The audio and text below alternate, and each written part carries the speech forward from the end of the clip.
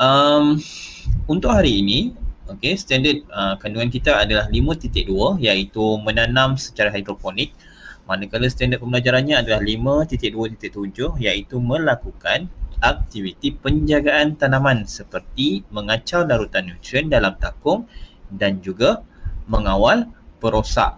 Siapalah yang suka merosakkan tumbuhan ni kan? Okay, jadi kita akan tengok Baiklah, sebelum itu kita lihat dahulu kriteria kejayaannya adalah nanti kamu akan dapat tahu bagaimana untuk mencegah tanaman kamu daripada sebarang penyakit dan juga haiwan perosak. Okey, sebelum itu, sebelum kita pergi lebih lanjut, cikgu nak tanya, adakah biji benih yang kamu tanam hari itu ianya tumbuh sepenuhnya ataupun tumbuh separuh je cikgu? Yang lain tu banyak yang mati, okay, banyak yang ada yang biji benihnya tak hidup. Okey.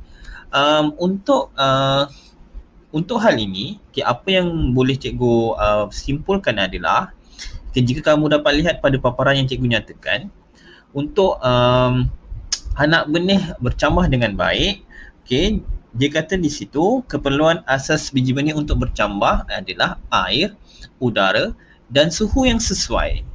Jadi ketika kamu meletakkan biji benih di dalam span, adakah kamu perhatikan sama ada penyiraman itu dilakukan hari-hari ataupun adakah air yang digunakan itu mencukupi ataupun adakah udara ataupun suhu yang sesuai digunakan ketika kamu meletakkan bekas tanaman tersebut.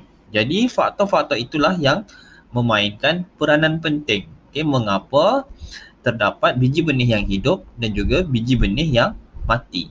Maksudnya biji benih itu tak bertunas. Ataupun kadang-kala ia juga dipengaruhi oleh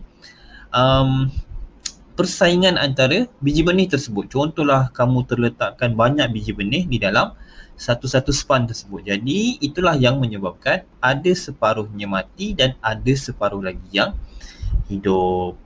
Baiklah.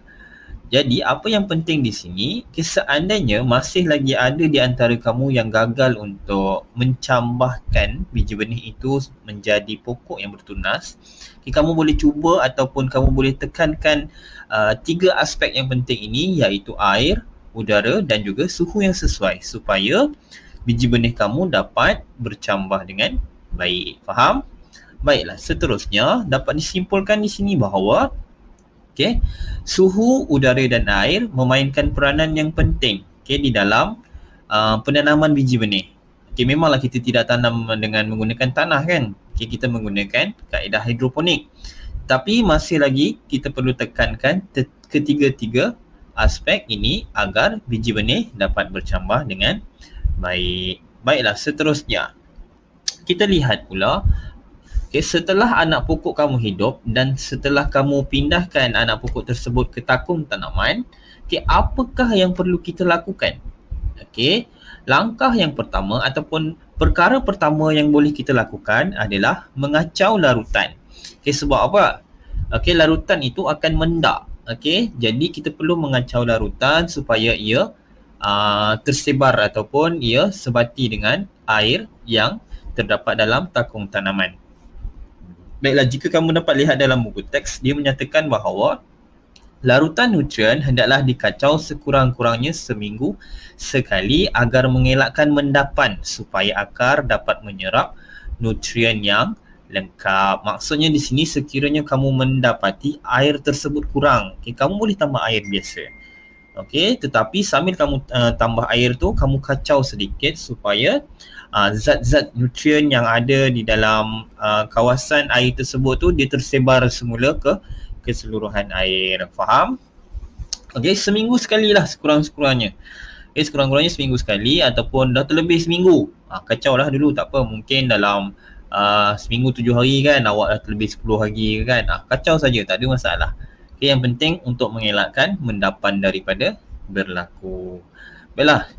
Seterusnya, perkara yang kedua, mengawal serangga perosak. Apa itu serangga perosak? Serangga perosak selalu menyerang anak benih dan tanaman. Serangga perosak perlu dikawal dengan menggunakan perangkap atau mengutip dan memusnahkannya. Penanaman dalam rumah kalis serangga dapat mengelakkan serangan perosak. Okey, biasa nampak tak rumah ni kan? Nanti saya tunjuk lagi. Rumah ni adalah untuk mengelakkan daripada serangan haiwan perosak. Okey, haiwan perosak tu apa benda? Okey, haiwan perosak ni kalau dia banyak, okey, kita boleh kutip, kemudian kita boleh kumpul, tekan. Okey, boleh kutip dengan tangan, boleh kutip dengan, okey, contohlah kamu ada alat untuk kutip, okey, kalau kutip kamu buang ataupun musnahkan. Okey, pemusnahan ni okey boleh dibuat dengan tanam haiwan tersebut ataupun bunuh haiwan tersebut. Sebab apa? Kalau kamu lepaskan, dia mungkin akan datang kembali kepada tanaman kamu. Berikut ini adalah jenis-jenis haiwan perosak. Contohnya seperti ulat beluncas, okey, siput ataupun lelabah merah. Okey, untuk elakkan haiwan perosak yang datang, kamu juga boleh letakkanlah okey anak pokok kamu di dalam rumah. Okey, tempat yang agak terlindung. Okey, boleh letakkan di tepi tingkap ke kan, okey, supaya dia mendapat cahaya matahari. Okey, tetapi perlu ditekankanlah aspek ini supaya tiada haiwan perosak. Okey, seterusnya contoh lain seperti kumbang, okey, pianggang ataupun koya-koya. Okey, koya-koya ni bentuk dia putih-putih tu, dia macam kumbang kecil, dia boleh berkumpul banyak-banyak. Okey. Okey, ataupun kumbang. Okey, dia suka makan daun-daun ni. Okey, lebih kurang macam pianggang jugalah ni. Jadi ini adalah beberapa jenis haiwan perosak. Okey, ulat beluncas, siput, lelabah merah, kumbang, koya-koya ataupun pianggang. Okey, kalau ada haiwan ni boleh kutip guna tangan, buang ataupun bunuh ataupun tanam. Okey, mudah saja supaya tanaman kita berada dalam keadaan yang sihat. Baiklah, ini adalah contoh kepada rumah kalis serangga. Okey, kalau kamu dapat lihat kebanyakannya biasanya untuk digunakan dalam tanaman yang berjulat besar lah.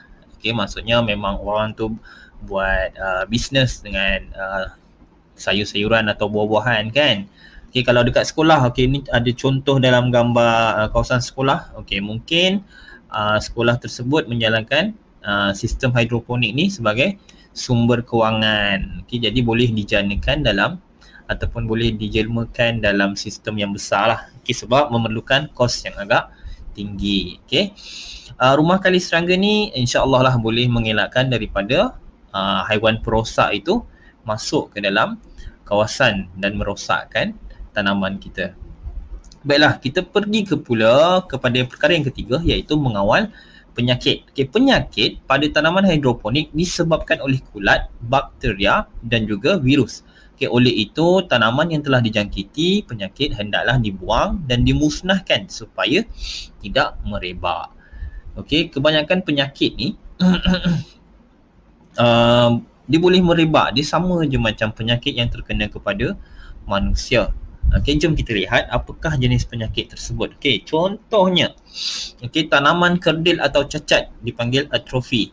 Okey, kamu dapat lihat okey dalam 6 tumbuhan yang kamu tanam ni, okey, 6 kawasan yang kamu tanam ni, salah satu daripadanya okey kerdil ataupun cacat. Okey, itu adalah dipanggil sebagai atrofi. Okey, dia tak tumbuh dengan cantik seperti rakan-rakan dia yang lain. Ataupun okey tanaman ni layu. Okey, dia mengecut sendiri. Walhal okey sumber zat yang sama disalurkan kepada dalam satu kawasan, tetapi tanaman tu dia rosak sendiri. Okey, itu penyakit juga. Okey, kemudian nekrosis. Okey, nekrosis ni okey dipanggil sekelompok sel pada satu bahagian tanaman hidroponik tu mati. Okey, dan membuatkan warna dia berubah menjadi coklat atau timbul bercak-recak coklat. Okey, awak boleh tengok gambar tu lah. Okey, kalau dalam gambar ni, okey, dalam satu daun tu, okey, ada macam kering. Okey, itu dipanggil sebagai nekrosis. Jadi kalau dapat potong, buang, cantas ataupun buang satu pokok terus. Okey, insya-Allah dia tak akan merebak kepada tanaman yang lain. Okey, seterusnya, okey, klorosis, iaitu terjadi perubahan warna. Okey, seperti warna kekuningan ataupun keperang-perangan. Okey, perubahan warna ni adalah disebabkan rosaknya zat hijau, okey, klorofil, okey, yang membuat yang diakibatkan oleh kekurangan sinar matahari ataupun penyakit roset lah nama dia. Okey, maksudnya dia tak cukup zat matahari, okey, dia akan jadi kuning-kuning macam tu. Okey, sebab klorofil dia rosak. Okey, jadi ini adalah 4 contoh penyakit yang boleh menjangkiti tanaman kita. Baiklah. Saya rasa itu sahaja. Okay, kita dah belajar tentang haiwan perosak. Okay, ada beberapa jenis haiwan perosak iaitu ulat beluncas, kumbang, pianggang, okay, dan beberapa lagi. Kemudian yang ini adalah penyakit kepada tanaman pula. Okay, iaitu atrofi, okay, tanaman layu ataupun necrosis dan juga